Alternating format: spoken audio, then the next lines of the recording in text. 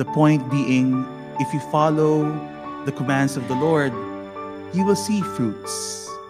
You will see fulfillment. But it's also easy to see na paano kung umuo ka nga sa Diyos, lumabas ka para gawin yung gusto niya. You said yes to being a disciple, an apostle, a missionary.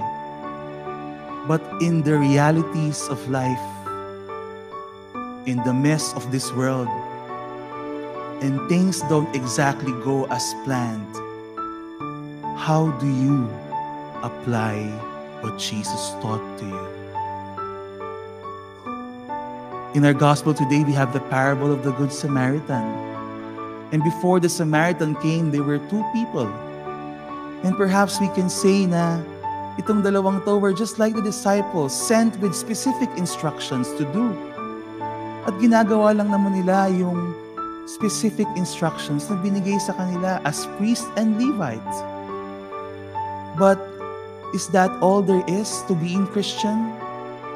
Having the right knowledge and doing exactly what is told to you?